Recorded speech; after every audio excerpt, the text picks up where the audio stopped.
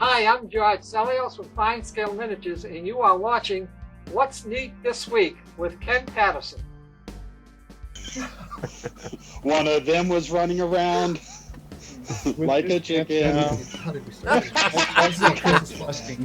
Oh, fruit snacks. There you go. I like it. We have Dave Davies. Give us the peace sign. He's the first one that's in the room tonight. How's that? All of them had hair pulled except for Daniel. I just appeared out of nowhere, that's what. I'm so glad you're Good to see alive, Daniel on the show again. My gosh, I didn't know my Appreciate roller that. carts out there were actually scaffolding. That is awesome. Who's here tonight? We're going to talk about that later. Security's running camera. We got Dave Davis here. How about that? He's alive. Long time coming. Dave Davis, Michelle, Mike. Okay, guys, Rand Hood and George. Look at all the wonderful people in the room tonight. You guys ready to do this? Yeah. I'm ready. Fruit snacks? Anybody? All right, give me a countdown and we'll just... I've had to cut down on the fruit snacks. I've given too many. You ready for a countdown? Yes. 3, 2, 1, and...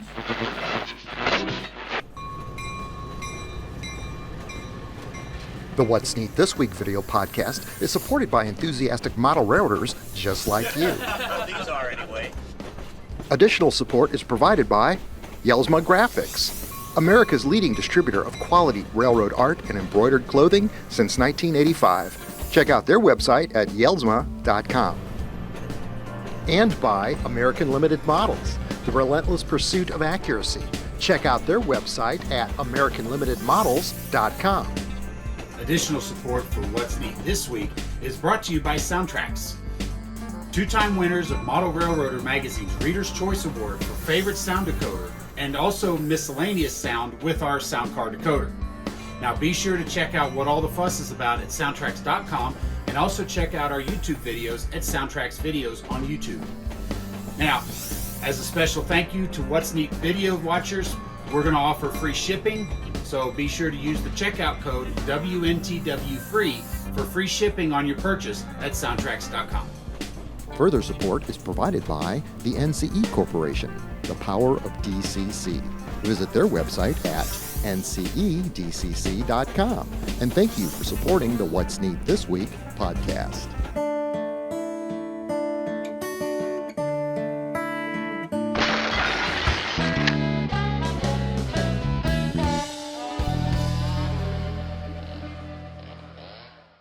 This is the What's Neat This Week show, number 159 for June 12th, 2021.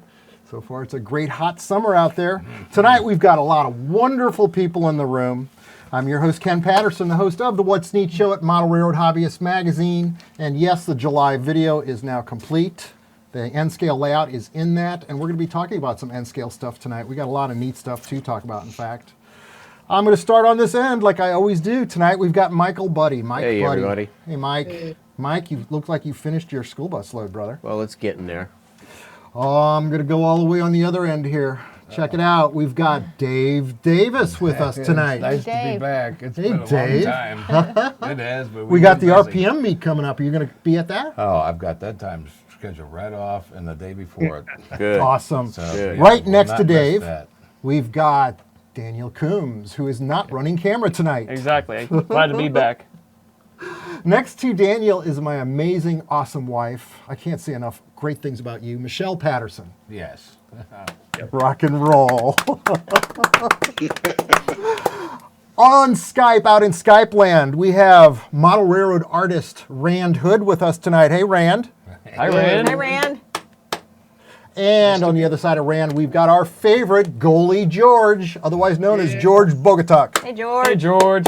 Howdy, fellas and ladies. How And are George you? has got some One lady. exciting news, new Yeah. product breaking news tonight, which I like it when that happens Oh, I on can't the wait show. to hear I that. do too. On the table tonight, we've got a variety of models. We're going to be talking about vehicles and locomotives tonight, among other great things. First of all, there was these wonderful engines that I alluded to last week that I had photographed for Athearn. and I kindly sent them back to them, and I kind of missed them. So I've replaced them with my own set now. And I want you to know I picked these up at Lombard Hobbies in Lombard, Illinois to find out how great their customer service is, because I've heard it's good. And it's great. Oh my goodness. It's Yeah. impeccable. It was awesome. In the box, not only showed up the locomotives, but I got fruit snacks. And evidently you've gotten them too. Well, that's my only problem. I got 3 cavities because of these. Lombard Hobbies is sweet to you. Thanks for being a on great you. sweet On on you, you. Thanks for being a great customer. Thank you, Andrew, for the Hey, snacks. look, thanks for being a great dealer. This guy will help Here you you go, out. And the other people on the staff will too. But the Also in the thing box, For and your Rand Hood knows about this because Rand, you're the one that told me about this. There's this amazing business card made of metal that you get. And it is actually a wheel gauge and a track gauge, not just a business card. So this is a tool for your shop. That's pretty smart because it's on your workbench. So immediately, I got to order some supplies. It's right on your workbench all the time. Neat. Yes. Hey, Very can I awesome. give, So these locomotives give were an the update on CSX, actually they're SD80 Mac locomotives. Athearn had come out with these almost a year ago, I believe, when they were new. First one is CSX, which is an X Conrail, and CSX painted over it, number 805. Beautiful in outdoor sunlight. I photographed the 2 Conrails together, number 4117 and 4125. These also, again, beautiful locomotives back to back, and by the way, they run as good as they look. I got Norfolk and Southern, number 7217 on the table. Also, this one looks great in outdoor sunlight. Even though it's black, it needs to be weathered, and it would look fantastic weathered. So I didn't say N and S. You said it right this time. Thank you. My awesome wife and I I'm going to embarrass my son right now. Our son Tyler graduated from high school. Nice. But here I'm showing footage of Michele and Tyler together right before we went into the show. Michelle's mother, Ann, is standing there, and there's Anna in the background, our wonderful daughter. But it was a great event to watch Tyler graduate. And in fact, you were there too, Daniel, weren't you? Yes. This is my youngest brother who is also in your son's grade. We were across the ways, Yeah, and I saw looked you, over. waved at you, yeah, Right, saw and you it's like, right across. hey, how you guys doing? You know, How about that? That's nice. That was a really cool. That's huge, actually. I have no so idea good. what time we started the show. We didn't start the Oh, I'm sorry. Okay. That's okay. We'll start it now. It's we'll going. roll with it. It's all good. So anyway, that's the Tyler thing. Now on the table tonight, Mike Budde brought his bus load. Mike, why don't you talk about that, and then we're going to talk about buses that are available to the modelers in the hobby. All right, well, I've made a little bit of progress on this one. I've got most of the rigging done, the chains down to the last one. They were etched brass chains from Tony Sisson. I met him at the RPM a few years ago, and he made those. He makes freight car details, so they worked out really well for this project. I still need to add steering wheels, gear shift levers, and front bumpers to some of these, and then I have another whole flat car they're about the same stage. Now, I noticed that one block that's on there. So these are loaded however they can load them. If they have to block them up and shut them down, they'll do that. Right. So they're not always on the deck. No, And these are, they used every inch they could by turning the wheels when it got close to the fuel tank so they could move it up just a couple more inches. And I got prototype photos that I took around 1981 or 1982. I knew I'd always had wanted to build something like that, and I knew I'd want to build a model of it someday. So I'm glad I got those pictures. Well, you did another load with the full cabs, though, too. Yeah, right. Yeah, I've done several of those, but nothing like I the always, gear shifts hanging out and all Yeah, this. I know. I love that. That is neat. And that's all resin, most of Yeah, it? everything is cast resin.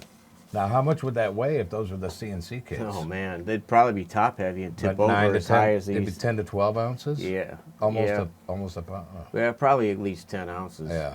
Those tri-level auto racks I have that are full of the fresh cherries, like George was talking about. Those are about 14 ounces. 14 Wow. ounces. Yeah, but they track really well. I mean, there's no Well, for a wobble or while until the anything. truck wears out. Yeah, I guess so. Now, Mike, tell me about the chain. Did you have to twist it? If it's etched in brass, I imagine it's flat, right? Did yeah. you twist it to create the linkage? No, it's etched that way. Okay. So That's cool. Wow, it's kind I of wanna put on my fragile. You got to make magnifiers. sure that you don't bend it up too much when you're putting it in there, because it's got to be as straight as it can be. So, but it went in relatively easily. So What brand is that? What's that? That's Scale Link? No, it's from this guy that comes to the RPM. He lives in North Carolina. His name's Tony Sissons, and he just kind of has a little cottage industry. He's a super. He details these kind of engines and just unbelievable stuff he does to them. You know, I just bought that rivet detail on decals out of Oh, Micromark. yeah. I got some of that in. That's pretty trick stuff. It works pretty good. Yeah. So that's actually what brass? What is that? That's brass. What, these? That chain, yeah. Oh yeah, the chain is, yeah. Okay. But everything else, the frames are resin. I modified some Athearn truck frames, and You started with the Athearn wheel. The Athearn wheel is the one that's correct. Right. So I mean, that's good those to are the do. ones I use for this. Again, they're cast. These are all resin wheels cast That's from the Athearn. 6-spoke. That's Yeah, crazy awesome, so- Mike. That is. Now, That is Boley neat. makes a full-size school bus. It's a nice school bus, the same length as your frames, already built, die-cast from Boley. And right now, I think it's called Scene Masters. It's under Wather's line. Yeah. I believe Boley has maybe Concord licensed made to some, Wather's too. now. I'm not sure how that is, but you can buy all these Boley vehicles that used to be available under the name now through Right, Wather's, right. from Wather's, under their Scene Masters brand. Also on the table, I've got this really cool lift truck. It looks like something the electric company Cherry would use. picker. The cherry picker with the outriggers on it so it doesn't flip over, and I tested it. Is It- that a Boley also, or Walters that is, now? That is correct, Right, yeah. okay. That's something I picked up at Redboard this week, and we're going to talk about that because I met some amazing people at Redboard Hobby. We also, did I say, yeah, we also picked up, I picked up this, what's this called, the Super Bus or the Mega Bus? Megabus, Which yeah. is the latest, I've seen those running around the country. It's a modern currently. bus. Currently. That's pretty neat. That's a 1/87th scale model, and that was manufactured by a company called, Iconic replicas. that's it, Iconic Replicas. Nice. 1/87th scale, and that is in fact the motor bus, motor coach they call it. The other one is a number 9 Crusader, which is an intercity coach. It looks like the old Greyhound buses. It's actually I'll tell you, marked Trailways. the wheels are all correct.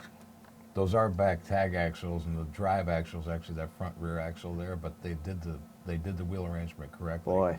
That's awesome. Mike, what's the bus next to it, that Greyhound bus? Is that the old double-decker bus? Yeah, that's probably like from the early 60s, maybe late 50s. But those were popular when I was a kid growing up. Right. that's- Right, and who that's- made That's that what I bus? Who remember. made that Those model? are classic Metalworks, these two. Classic Metalworks. Yeah, I don't know who That's does this Athearn. one. Okay, So we've got another classic Metalworks, which is a smaller, looks like Right. 1950s, Yeah. early 50s, Greyhound bus. That could Yeah. be a California school bus in the 80s. And Yeah. then the Athearn one is the maroon one that we have on the end. Right. So between that and the school buses, there's a lot of neat bus models available for the modelers out there right now. And I'd love to see somebody, it's got enough room in it, put a servo in it, put batteries in it, and some LED lights, and that'd be your first model to power up and drive on your layout well, RC. the Rapido models are the buses that Ah, we should have out Look at here. these photographs of those. We've mean, shown these yeah. off in the show so many times. Yeah. You did the bi-state bus with the KC95, real rock radio. Yeah. And I believe Emo's Pizza. Yes. So rock and roll, those are the Oh, that would photos. have been great to have. Yes. Yeah, I didn't know we were going to talk about buses Can today. I through the ask buses. Daniel what that thing is out in the yard? Daniel, go ahead, Michelle. that Plymouth switcher you got out in my yard. What is that? So long story with that, and I have recently gotten into the 7.5-inch gauge live steam scaled model trains. And a coworker of mine at Mark Twain looked at me and said his brother-in-law, who has since passed on, said that he had a 7.5-inch gauge Plymouth, which is what we got out there, and a gondola riding car. And he looks at me and says, "Come pick it up." I said, "How much?" "Oh, nothing. Just come pick it up and get it." So I did, and this was back in December, bringing it back. And over the time since last December, I've been working steadily on it. You know, this isn't just something that takes overnight. You've got to progress with it. The engine, as being a mechanic full time, it was a no-brainer for me to kind of fix the engine. And also, I just recently painted all the panel pieces and whatever. And as you see here, B-roll that Ken got, me sitting on, top of it. It was kind of a daredevil, but taking it easy, you know, going back and forth on it to make sure that the drivetrain and all that was running. And it ran like a champ. You know, there was no problems. It There's a looks few great. things I You got did to it. tweak You- here you- and there. You've clearly worked really hard on Oh, that. yes. You did. Yeah. Now, that's not the same gauge that you guys run out in Eureka, is it? No, well, that was the railroad club I was a part of, and I'm at the other one in Glencoe, In Missouri. Glencoe, yeah, The that's Wabash, what- Frisco, and right, Pacific, which is a right. 12-inch gauge grand scale. And we got, of course, well, it's bigger equipment, so I can't run this on their track. Yeah. But hopefully this other club that I'm part of, the St. Louis Live Steamers, we're still trying to find a new place for our track to go. So until we find that, then I'll be able to run it there. But, I mean, in that time, for if we get a new plan and get a new track laid out, I can just set up those couple pieces in the track in the backyard and just run it back and forth for now, you know, to test it and make sure everything else is going all right. So that's been. So somewhere in there, you saw the clip of Daniel Yes. riding the engine on top of my scaffolding out there. At least we found out that it was strong enough to hold that up, Right. and me on top of it too. Yeah. Mike, you're familiar with Oxford Cars. Yeah. It's a manufacturer. When I was over at Red Board Hobbies today, I actually noticed the Cadillac, a beautiful Cadillac model. Yeah. I think this one was in blue. The front, the side, and the back looked fantastic. Yeah. But you've brought those models over here, and they are quite exquisite, aren't they? Yeah, most of them are really nice. Some of them are a little out of scale, very few of them, but most of them are very, very well done. So It's awesome. I did a scan shot of some of the cars that were hanging on the wall, and in fact, they have a whole wall of vehicles, which is, oh man. yeah. You I got gotta get over there. I need to call you. We need to go over there together. Yeah. I know how to get there now. All right. So without further ado, guys, we got Rand Hood out in Skype land. Rand, how have you been? And you sent us some beautiful photographs and different stuff. And Michelle and you know. And what about the signals? Oh, he's going to talk about signals. All right. Yeah. Oh, before I want to pass this along. You got your package from Lombard. I got something from Andrew at Lombard. He said, I finally found one, and it's a little scale broom that I was looking for. Oh wow! That is a broom. Wow. See what I'm talking about? Now there's service. Yeah. So what I want to say was that it was over a year and a half ago. I asked him if he knew of anybody that made one, and all of a sudden this showed up, and he hadn't forgotten me. So you want to talk about customer service? That's a 100%. Wow. Just makes me laugh. So anyway, yeah, I've been finishing up the construction of the signals, and there's over 30 of them now.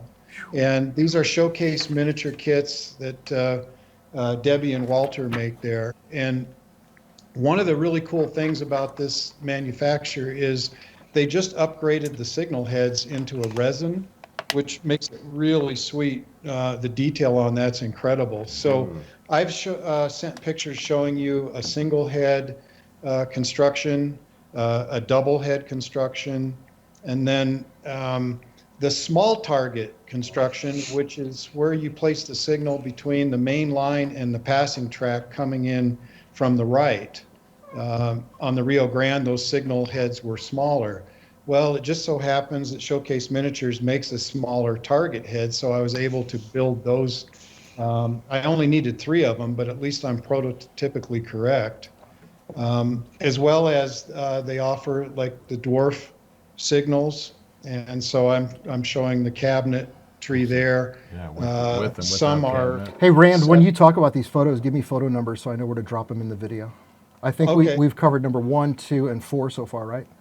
1, 2, and 3. Okay. With the small, and then on number 4 is the dwarf with they have a clipped target at the base of it, so you can see if there's a permissive sign or anything on them.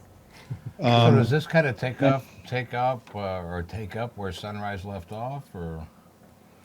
Yeah, far these as things this are kind of style? incredibly to scale, and they're delicate to make, but once you put them together, they are very sturdy. And there's, measuring against the prototype dimensions that I have, these things are they're spot on. They're right on. Yeah. So, and they offer the relay cabinets. That's picture number 5, which, boy, when you start breaking down, and that's what I was doing with all the sidings, was figuring out what I needed and how many signals, and then you start seeing all the additional apparatus, and then the relay houses. Different sizes and things, yes. Wow. Yeah. So, but this is one company, Showcase Miniatures, that offers these products that have really helped me out.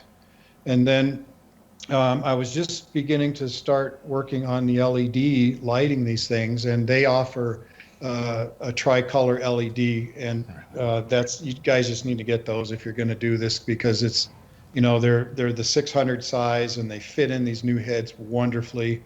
And in photo number 6, I wanted to show how to twist these wires so that you can feed everything through the signal. That makes And sense, yeah. this is what I love about this show. There's so many fantastic people that watch the show. There's one particular gentleman named Greg from Canada. And if you go to WCR how-to videos, that's all one thing, WCR how-to videos, he will show you how to put LEDs into ditch lights. And then he showed this amazing method for rolling these wires, which is like, it takes like 1 second. And he does. I won't give it all away. You guys got to go see this video. But he's passing that on from someone that he learned it from. But again, this is like your viewers that watch What's Neat and everyone participating. So it helped me to be able to do all the wiring in these very easily. So I want to thank Greg at WCR How To Videos, because I really learned a lot. And there's 2 videos there that'll give you the tutorial. Now, what prototype? What railroads use these? Is it SP, Rio Grande, and so on, or? It's mainly just Rio Grande, Rio but Grande. I guess I'm going to have to go to a little later, because if Chris Palomar starts bringing his equipment down here in the future, I've got to do the SP merger stuff. So, Right. Dave, why I was watching the ditch light attachments so I could put them on the tunnel motors so that Chris would say, okay, that's all right. Okay. Yeah. If you got his approval, then you win. It's like eating a ribbon. It is, isn't it, with him? It is. Rand, you've been building a tower here. A really cool looking control tower for the railroad. Yeah, Yeah, this one is for the North Yard and for Rio Grande. And photo 1 is just kind of the main structure, and it's built in styrene, and it's wrapped with an adhesive brick pattern. It's an adhesive, but if you use an adhesive brick type paper, you still need to go along the edges and get some glue and stuff into it.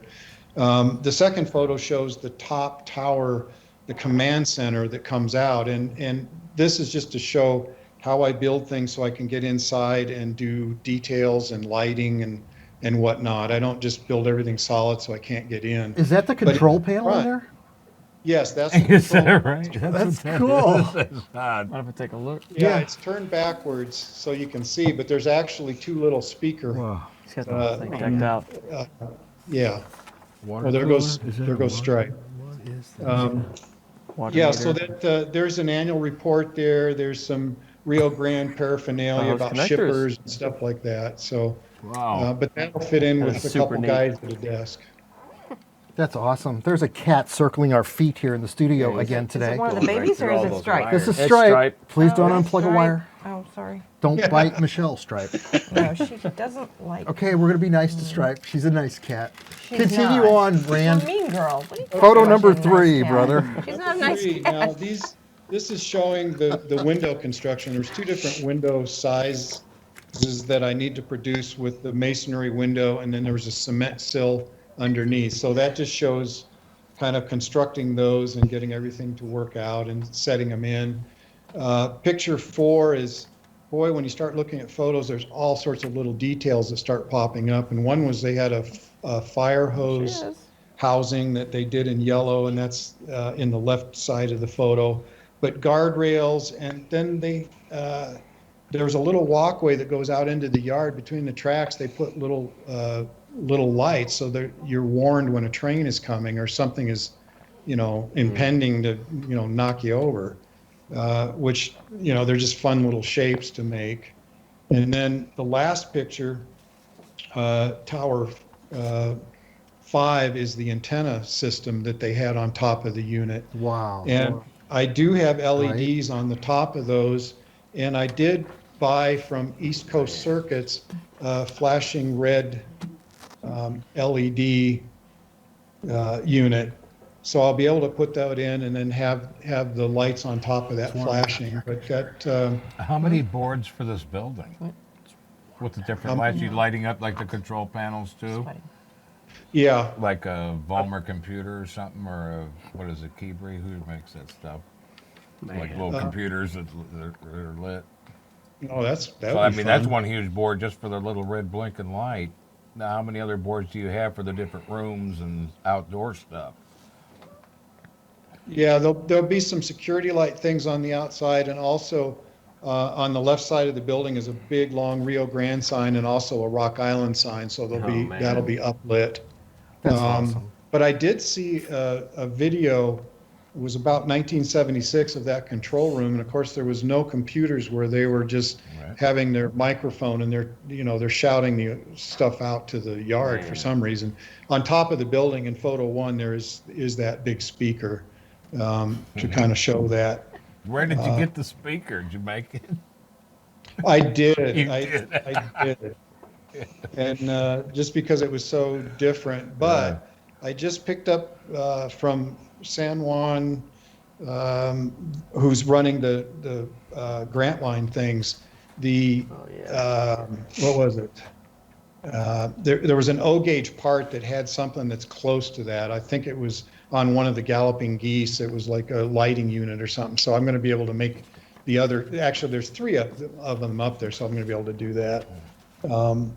So that's been some construction on just trying to do the prototype buildings. That's way cool, Rand Hood. Before we go to number 3, you said the magic word San Juan, which got me thinking about Jenifer Kirk. Jennifer, she's going to be here hopefully. Hopefully. Tell me what you learned about that. Well, right now there's a UK restriction on coming to the United States. You cannot come here unless you're a U.S. citizen. So she's waiting for that to be lifted. Hopefully it'll be lifted at the end of the month. And that includes business travel as well? Yes. Okay, now on the 21st, they were supposed to lift that, but Boris Johnson announced on Monday, whenever this podcast comes out, that England's going to decide whether or not to extend the lockdown over there from traveling to the United States on airplanes. So we're going to hang tight on this and see how it works out. If they extended 30 days, that would put us around the 21st of July. How much are airplane tickets when you buy it within a week of flying? They're probably even more expensive. Yeah. Probably. Might have to take up a collection to get her here, if it's even possible. We will do everything in our power to figure this out. If I have to call Boris Johnson myself, maybe he's a model railroader and he'll understand. You never know. I know, right? Rod Stewart, you're over there. Help us out on this. Yeah, I'd love to have her here. Love to have her here. Just love her.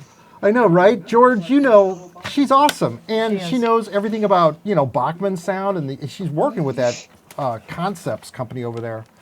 But George, brother, tell us what's going on in Durango out in beautiful Colorado. Well, it's nice and warm out here, so summer's finally here. Yeah.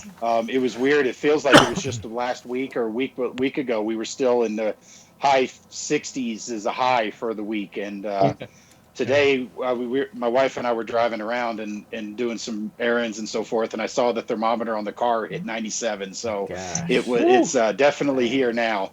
And that's tough when you have a house without air conditioning, because you have to wait till it cools down before you open the windows and bring the air in to cool it down to to be ready to go to bed. But beyond the weather, we've got a lot going on here.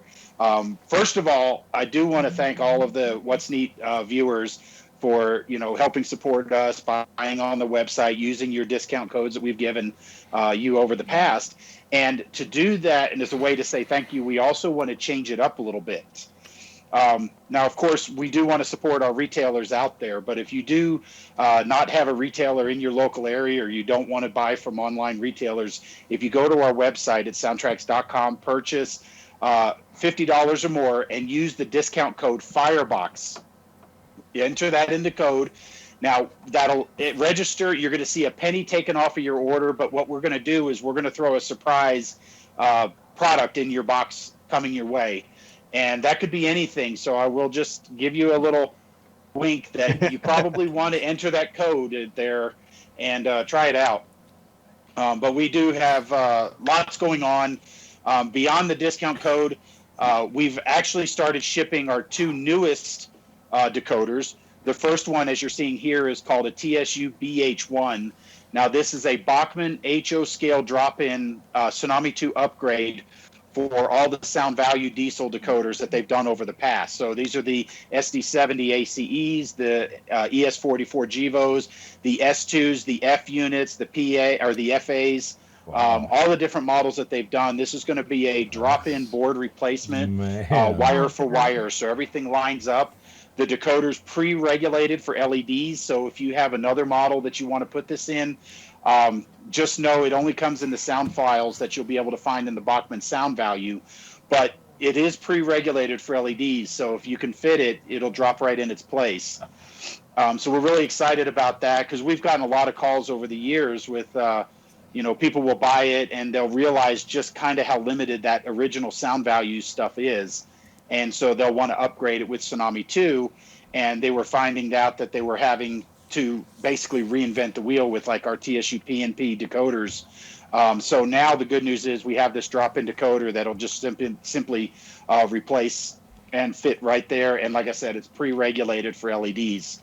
That's very Now cool. let me ask you, George, real quick. As being a SoundTraxx customer, with that new Bachmann decoder, the Tsunami 2, does that have the F11 brake function included with it? Yep. Cool. Yep, it is a full Tsunami 2 decoder, so the only difference is the format. Right. So all the features that you would get in any Tsunami 2 decoder are going to be in this. I will just say that some of the new products that we've been shipping to Bachmann and they're call it economy sound value. Right. Those are full economy decoders. They're not the simple, for lack of a better term, the entry level sound value systems that we've done for them in the past. These are true economy. So pay attention when you're seeing the label on the box. Economy sound value is a true economy. You use our economy users guides. And then if you have a regular sound value, you'll be able to upgrade it with the TSU Bh2. Now, the next one is the Steam version of the Bachmann sound value upgrades. It's called the TSU Bh2. And you're seeing a picture of it right now. But this is a more square decoder. And again, it's designed as a wire-for-wire replacement for the Bachmann sound value. And I was asked this question by a customer this week. Can you use this in any other models, like other Bachmann models or anything else? And the absolute question is yes, you can. And the Bh2 is, of course, regulated for LEDs as well, because the Bachmann models used LEDs. And so this Bh2 is a board replacement style, but you can fit it into most HO steam locomotives. So we're really excited about these two products. They're both on the shelf and they are shipping now. So be sure to check out the website or your favorite retailer. Okay, I got one question. The last thing. Sorry, go ahead. Yeah, so is this kind of like a wave of the future where we're going to have more drop-in stuff like this, or are you guys not going to have to do any surgery and all that? It's kind of a both ways for the short term anyway. I know we're getting more into N-scale. I know Ken mentioned more about N-scale at the beginning of the show, and we are getting more into the N-scale. So I would say probably more of the drop-ins coming in the future would most likely be drop-ins for N-scale. As well. Right. Not to discount the HO, but you can usually fit a PNP, or in this case the Bh1s, directly in its place without having to completely reinvent the wheel. But the good news is we have our new TSU KN1, which is the Kato N-scale board number 1, which is a wide body drop-in decoder. So that'll fit the F units, the PAs, the F40PH, the P42s, and so forth. So it'll give you a nice wide body drop-in, and then we'll have other ones coming down the line. That's good. I see on YouTube a lot of people using. Sorry. I see a lot of people on YouTube modeling commuters and using sound and N-scale now a lot more than ever. So I guess you're right with them. It's a good deal. Yeah, we're trying to hear. I mean, we're trying to give the modelers what they're wanting, and we get calls all the time. We're looking for quality sound and N-scale. And so now we're able to deliver that with our KN1, and then the new announcement that's going to be start shipping here probably in the next week and a half to 2 weeks is going to be the new Next 18. I've talked about it here on the show before, but you're going to see the picture of it right now. This is designed to fit into the Next 18 connections. Wow. And I know they're starting to use this in some of the new models that's coming out. Most of the scale trains and scale models have this Next 18 connector, so you can get good quality sound out of those models as well. I know Walther's used that same connector in their SW1200s that were released fairly recently, so that'll be an upgrade. So be sure to check out our YouTube channel at SoundTraxx.com. You can link there or just search SoundTraxx videos on YouTube, and we'll have a couple of installation videos with the Next 18. Bh1 and Bh2 will be uploaded to the YouTube channel. That's very cool. Now, George, your wife, does she work with you on the layout in the background once in a while? What does she think about this and the fact that you make a living in the hobby? And thank you, Michele, for being so understanding of what I've done to our basement, our backyard, our garage, under the back porch, and the breezeway. I know, right? You're such a great absolutely. wife. Our wives are underappreciated when it comes to our hobbies because, Amen. Like you said, it definitely gives us that energy to be able to do it and the appreciation, and of course the latitude. But here's the secret: they don't tell us, Ken. When we're playing trains, they don't have to worry about where we are because they know where we are. It's not about letting us play the trains. It's that we're not out at the bar with the guys and stuff like that. So they don't tell us that, but that's what's really going on in the back of their minds. Yeah, right. And should That's true. I do always know where you are. You're here. I'm here. You're in the basement with your. Did you see what your cat just tried to do to me? Did you see that? Yes. Okay. Yeah, Stripe is like a shark tonight around the table. I don't even want to pick her up. I think he wants out. I know she wants out, but the camera's she's blocking mad. the door. She's jealous because Ken has his attention somewhere else. That cat is mean. That's supposed to be you, Michele. Yeah. No, the cat owns him. The cat doesn't like anybody else but Ken. That's a fact. Is it a Chihuahua cat? Chihuahua cat? No, this cat's mean. Well, let's have You know, a Chihuahua. animals. If you're an animal, and you don't like me. There's something wrong with it. Animals like me. I'm that an cat animal. doesn't I like you. Well said. Yeah. He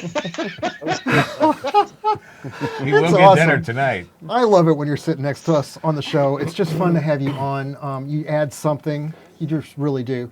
Now, thank you for letting me spend money this week, Michele. I met Steve Goring when I was at Redboard Hobbies. Mike, you know who he is, and I think you told me, Daniel, you know who Steve Goring is as well. Yes, I do. He models the Illinois Terminal Railroad, and he was filling in for the owner of the store, Paul Freeze, I believe. Paul and Ann Freeze own Redboard Hobby together. And so Paul's on vacation with his lovely wife, and Steve Goring was running the show there, taking care of it all day, I guess all week. And so I got to meet him twice because I went out there twice. That's how it always is. You go out there the first time, you see what you want, and then you go back the next day and get it. But he was so gracious to show me his home layout. And this layout, Mike, we've got to take a road trip. Yes, will you run camera for me out there? Sure, yeah, we I'd love need to interview Steve Goring and try to get 8 or 10 minutes out of him for one of the What's Neat shows. And George, you're doing a segment for an upcoming What's Neat show too, aren't you? I am, Ken. I'm working on a step-by-step kind of an overview of what I did to upgrade the General that we talked about. This is the famous General, the 440, as she existed in 1862 when the Andrews raid failed and stealing the locomotive due to the determination of William Fuller, the conductor on the train, said, I'm getting my engine back, and chased those raiders down and stole it back. So this will be the first one in my.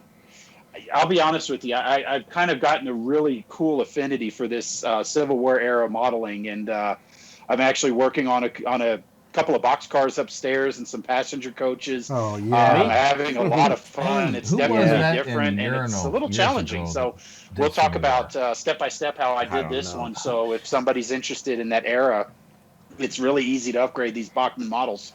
There's one gentleman that I see published in the magazines all the time that does great Civil War modeling. What is his name? Yeah, Dave was just talking. Yeah, probably Bernie Kopinski. Yes. That's it, Dave. Yes, right. Yes. He was in Urinal back in Rail Model Journal. 2004. What'd you call it? The Journal. Yeah. I think he said urinal. Well, that's what? Yeah, okay. We love Bob Schleicher. Yeah. Oh my God, we all love Bob Schleicher. Yeah. Paperback Schleicher. He's our buddy. It's Rail Model Journal. Yeah. It was. Yes.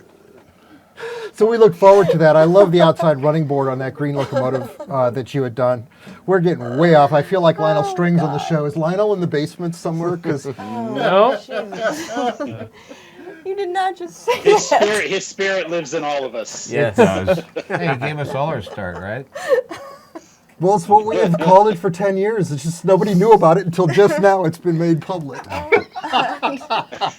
that's why you edit. We're not editing that out. That's the beauty of the show. Oh, no. Anyway, going back to Steve Goring running the store. Steve Goring's got an amazing layout, the Illinois terminal. It's a branch line of the O'Fallon branch line over on the east side. That was in back of John Golden's house. That Right. was the main line. That's Yeah. right. And so I've got some video here, Mike and Daniel. You've both seen the video, and so have you, Michelle, of his amazing scenery. Yeah, the scenery. The static grass The on this trees. farm scene Yeah, I with can't wait this. to see Yeah. this. It doesn't even look like a real layout. The to be honest bushes are with you. from Europe. A They've real got prototype. actual leaves on them. Illinois terminal locomotive. His weathering on the freight cars looks really, really good. What era Very did you do neat. it in? What era? I'm 70s? guessing this is a 50s. 50s, 60s? You're right. It could be the 60s because I didn't see any steam on it. Anyway, his signals actually work. Now, this operates just like an interlocking signal on the Illinois terminal, where the operator, the guy running the train, whoever the brakeman is, I guess he goes in there, and you had to go inside a building and flip a switch to set do the your thing. signals on this interlocking section of the layout. And they've crossed over how many mains? Right. Yeah. Right. So this is crossing the B&O tracks that you see in this video right here. So but in that would fact, be- the guy was in a different shed, and then the train would go through, and then he would flip the switch again, and then get into the caboose and clear up the main line at the crossing. Really amazing. There's one video clip that we've got that I remember where the train is running dead center up the center of the scenery. And if you look, he's got scaled trees on both sides of the track. Not focusing on a great view, but focusing on making it prototypically accurate for Missouri right here. I mean, Illinois, just across the river over there. Absolutely beautiful scenery on this layout. I do have a track plan of his layout, about a 6-second clip here that I can show you real quick. It fits in a 12 by 20 foot room. He uses microengineering track on this layout, code 83. Thank you very much. I love the way microengineering track looks. And in fact, on that N scale layout that we built, we used microengineering track. I love it that it holds its shape when you make a curve. It's hard to bend. People say it's difficult. You work it inch by inch. Well, I'm And glad use you a taught lighter us how to trick do on the that, though. I inside. mean, I had a struggling before you did your little trick with that. With the That was a lighter, great the big trick. Oh, the lighter trick? Yeah, man. Yes, yeah. That was amazing. All right. I think we demonstrated it on one of the early podcasts, like Yes. first 20 shows, Yeah. where you take Come on, a lighter. Daniel, which one? Don't look at me.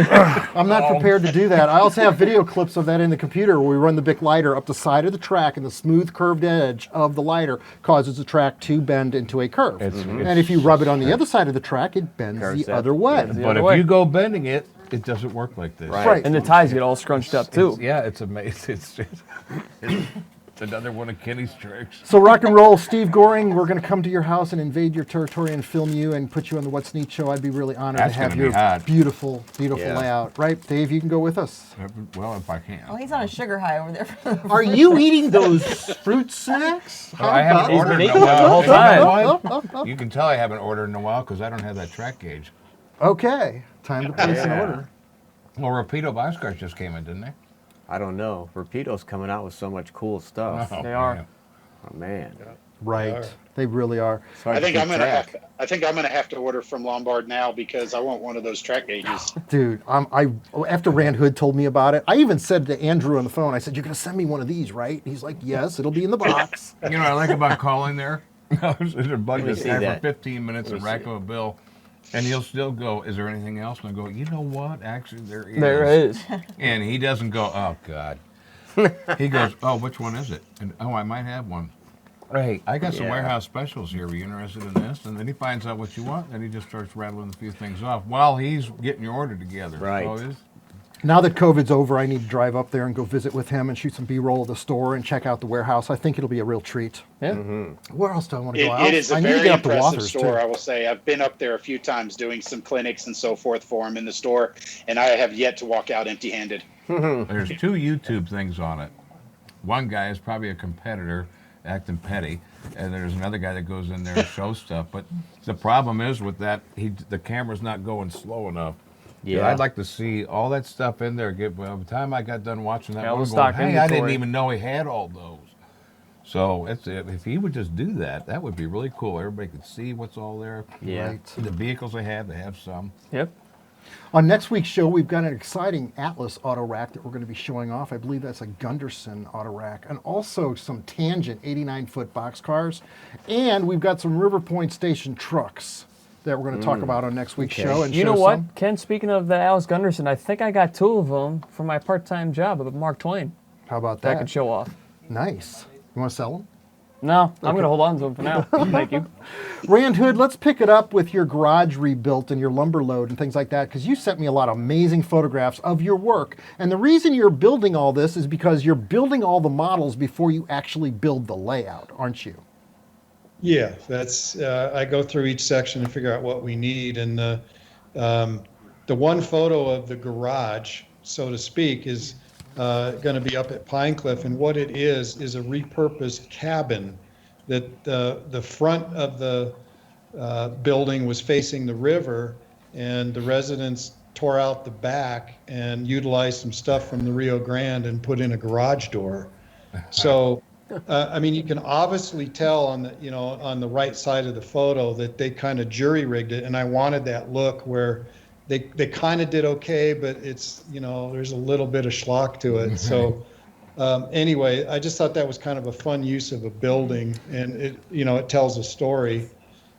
Just like when I do the caboose track at North Yard, Andrew's going to be having that broom out there sweeping a caboose because, the story of him sending that thing to me. Yeah. But on Model Railroad Hobbyists, they just ran a thread about lumber loads. And so I kind of am working on those right now also. And the thing about that was they didn't really tell you how do you build those things. And basically you have a basswood block that's 30 inches tall by 42 by, 8, 10, 12, 14, 16 foot long. And you wrap them with a piece of paper, and you can do that with you can print your own, but I just wanted to show you kind of what the pattern is so that you can see what you have to make to cut to go around the block. You have a top, the top of the block, and then the side is the printing that you would see, and then it folds under where you can glue it, and then the flap comes down around the end. So they didn't really explain that on the thread, so I just wanted to show how that can be done. Rand, we're getting all distracted with this cat again. Oh, okay. Say hi to Stripe. Hi, Stripe. How's those? Oh, are you missing whiskers? Who's building trucks? Oh no, antennas. That's right. Oh no, I don't pluck my cat's whiskers to make car antennas. You have before. Called out. That was the night before the show. Come on, give him a break. I'm sorry, Rand. No, Continue. but I've seen those loads look really tough to get bent correctly, so they're, so you're stacking stuff on top of them and on top of each other after you bend and fold. Yeah, I think the thing is just to lay it out in your computer program and get the fold lines right. So the Jaeger loads, is that where you got started with Jaeger loads? Yeah. Okay. Yeah, and that's how. Yeah, if you can find those, I don't know if they're still in business, but that's a good place to kind of get started on those. So where'd you get these? Just your own computer and stuff? Your own computer and artwork? Yeah. Now, on that thread from Model Railroad Hobbyists, the guy did list a whole bunch of lumber manufacturers, and he would show prototype loads, so it'll give you an indication of what you could do. Yeah.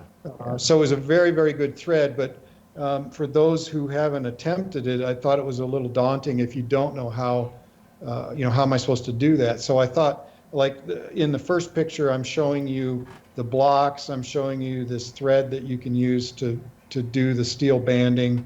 But here's the trick that I do. You'll notice that you'll see full-size lumber loads kind of at the top of the picture, but if you look at what I'm stacking, I actually glue these blocks together with the graphic on it so that I can physically cut these in half. And so I'm getting twice the load. Well, not quite twice the load, because you still have to have the full lumber load at the top to cover that, but I'll put spacers on the short stuff. So you go 3 rows of halves, and then you put a full one on. Okay. So that allowed me, with basically 2 cars worth to make 3 cars of 63-foot bulkheads. But the other thing that I'm doing, because I only have 3 bulkhead flat cars, is one side is Weyerhaeuser and the other side is Plum Creek. So as these cars appear on the layout, I'll just flip the load, because nowhere through my mountains will you ever see both sides of this car appear. You're only going to see one side. That's an interesting concept. Yeah. Now, I know what Mike Budde's thinking right now at this very minute. What's that? Well, how am I going to make one of these loads with ripped paper on the side dangling in the wind? Yeah. Yeah, those steel bands that can cut you in half when you're standing too close to the tracks on a run by. Those two, but weren't you trying to perfect a cobweb dangling in the wind in at a one box car or time. something? Right. Imitating It paper. looked okay. It did. In the second picture there, and we're talking about ripping the paper off, at the top is where these arrive at the lumberyard, and they physically have ripped off part of the paper. And this is just kind of some extra scrap when I was building. But when this arrives at the lumberyard, we have the stacks of lumber. Some are banded, some are not. Some model railroaders have picked through and left all the garbage, as you can see. And we've gotten all the straight pieces and ran away to build our layouts. And then also some sheet ply. So I'll probably have some model railroaders, picking through that stuff, loading things. That's pretty awesome. I haven't poked you with a pencil yet tonight. You've not. Good. No, and I don't even have one in my hand anymore, so it's safe. I almost got Joshua last week, though. Yeah. Somebody told me one guy got a two eraser pencil. Yeah, David Letterman had David those. Letterman had 2 erasers. So did he do the same thing? Did he poke people? Yes, he Because did. is that where my pencil There it is. Yeah, it's out of your reach. Oh my gosh. I'll give it to Michelle. Oh, well. I'll give it to her. God, I can't do a show without a pencil. Well, if you promise not to hurt me. Yeah. Oof, I would never. Rand, you've got some exciting scenery photos too. Just poke me. You wanted to, yikes, come on, George. You wanted to talk about the scenery tips on page 4 here. You want to run through those photographs quickly? Okay, in the first photograph, it shows a side-by-side comparison of 2 mountains that are a quarter mile apart. One has trees on it and the other doesn't. And I wanted to show you what you're not seeing when the forest is there. Because we talked in show, I don't know, was it 138 or 112, somewhere in there, we were talking about this is what your mountain really is. So when we're modeling mountains, these are the exact same rock formations a quarter mile apart, but how much talus and junk is actually there.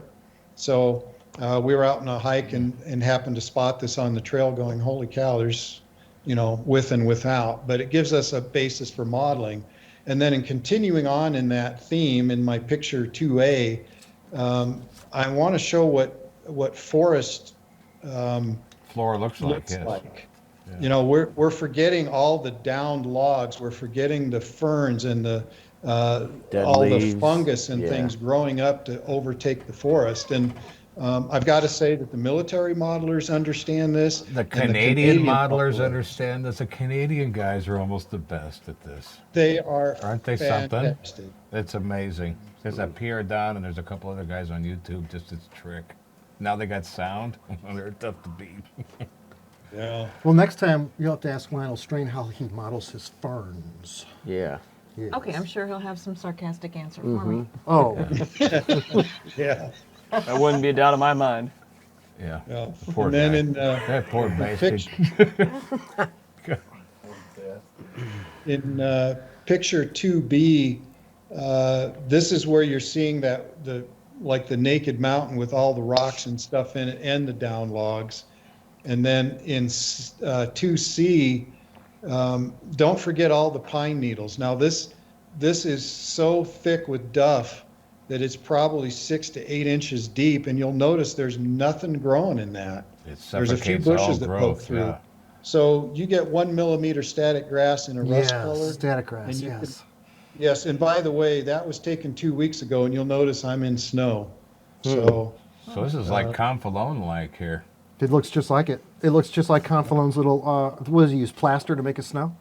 I don't know what, I just watched his YouTube thing this morning. It was I'd like to have him on the show sometime. He really needs to be, because this guy, he's got it down pat. You're another northern, almost a Canada guy. Right. yeah. He calls it the mud season. Yeah, anybody who And he's models. right. Right. My Confluence is a guy that models winter, models all the scenery, no Well, it's leaves. spring. It's like a pre-spring something. There's Yeah, snow on the mud ground sea- in yeah. clumps. It's But pretty he pays amazing. attention to everything. Very Pays challenging. attention to His stuff is everything. featured a lot in Model Railroad Hobbyist magazine. I've seen a lot of videos that he's made with Joe Fugate. Oh, he should be, because his backdrops are so excellent like this. All these Yeah. picture backdrops are excellent. Right. They are really just excellent. The pictures, what I've been Backdrops, watching- yes. Yeah, and when you're getting a good tight shot, it takes you away from, that somebody's painted on doesn't look right to that's it. That's what I like it about is. Rand Hood's paintings that he's had featured in so 'Cause many he photographs in paints Model Railroader. pictures. No, it's amazing. Yes, Yeah, yes, his he work does. is brilliant. Absolutely. We've got a video clip when me and Austin Allard were out Ah. at Rand Hood's house. And we saw this one mural. It's like 10 feet by 4.5 feet. It's very large, of the mountain range. That was, in fact, the background for this famous Kalmbach published photograph that he had shot. Rand, I'm bragging about you because your work is so amazing. I come back to a snow scene one with painted backdrop that you couldn't tell. So yeah, I mean there are a few select people that can do it, but the photographs are neat too. And Michelle, we've got to go to Rand's house. You've got to check it out. do It's wanna like go to Rand's house, he yeah. lives inside of his own art, is the way I describe it. His I can- saw the video that you took of it when you were there. Yeah. It was In fact, real he's in it beautiful. right now. Check it out. I mean, that's yeah. Okay, Rand, tell us about scenery number 3A, the photograph with the pavement in the foreground. I want to just backtrack and say that when I do this layout, I'm going to do photographs because I want to get to Pine Cliff on a drizzly day, and I want that sunshine to come out when you hit the Moffat Tunnel. I want to create all those atmospheres that I used to paint, but I want to do it realistically now. And it's funny how now it's like it's kind of legal. You can do it. Whereas I think back in Ken's and I's early beginnings, they would have said we're cheating or something. I don't know. You just didn't see people using the photographs. Well, that's why we have the RPM meet. That's right. But Not to say anything about anybody else, but this is how things advance. And yeah, I guess it would have been cheating, but the backdrops we had back then were what, 2 feet long, and so what could you really do? Today, these guys are put along the whole side Everything of your wall, digital, right? yeah. But this is where Confluence had it. He used it because he does one of that 12 inches of depth. But when you start looking at the video, it looks like where is it? He did such a good job of masking the transition that it's really neat to see. Absolutely fantastic work. I saw in the photos we showed of Steve Goring's layout a few minutes ago. yeah, I was He gonna matched say, his yeah. backdrops too Yeah, pretty Randy's well. probably well. studying you all these years. Probably give him a few tips. He may never admit it. Dave, did you see Model Railroad Craftsman this month? I thought you did this article on track and No, I wooden didn't. ties and all that. It's a great article. It is a good article. There's another guy paying attention to some simple, quick things you can do to make something really pop and make something look real. Instead of having some broken out flex track or something ties, it doesn't take much more to do what he just did right there. Absolutely. And do it 15 or 20 and so on. But Rand, yeah. you've got 2 more photographs to cover, brother. Oh yeah, I was going to say here's picture number 3A, just running that inner rail going across asphalt. Yes. That's just another really classic, once you're kind of away from the main line and you're into the industrial section. And then I just like the building. And this is an area that we're going to model that comes off of North Yard because Karen just got her SW1200 from Rapido, and that's going to be her little territories doing all the switching down in here. And then the last picture was 3B, just showing this is old rail, and it's overgrown, but it's not totally just. That's like my weeds buddy's and- scrapyard. All right, guys. Yeah. Fruit snacks. Mike, fruit snacks. You know, we got a whole box Yeah, you know. upstairs. Do you? I got a whole box. I got 2 on my table at home. Daniel, fruit snacks. Michelle, fruit Well, snacks. good No, to thank see you. you. What's your favorite color? You The realize purple. there's nothing in there that is really fruit. It's all sugar. Okay, rock and roll. I love sugar. Well, you know what? You're so sweet. That's good sugar. But I got a whole I'm box sorry, Rand. Did I upstairs. interrupt your number Go up there and 3B take it. you were talking about? One more thing, guys. and Yeah, that brother. Is in the foreground. Notice the tire track. When the ground was wet, somebody cut that into that embankment. So you want to talk about Mike and what he's doing up on that Allagash. This is kind of that attention to detail where things are soft and not maintained. So So yeah, it's just, kind of those little detail things. So press them in when you're working on this stuff, and don't overload the overgrown areas. You can see how sparse this is, but it really gives you the impression that it doesn't see much use. That's very cool. That is hot. I don't know who we've got scheduled to be on Skype next week, but talking about Rand Hood there with that pavement shot, if you watch the video that's currently running in Model Railroad Hobbyist magazine, I show how to use that cement, that patching cement material from DAP. And I put it right over the track, and we've got the rails going right through the cement. That Code 55 microengineering track looks so good when you make it road rail. Somebody in readers' comments on the last show asked, hey, how do you lay track and make cement, like the rails are running through the cement? It's in this month's video running at Model Railroad Hobbyist magazine right now presently. And the video that's going to start running in the next couple of days, I think the magazine might be a little delayed this month, is going to be on my home layout down here in the basement. I did a 14-year coverage of the layout from start to finish.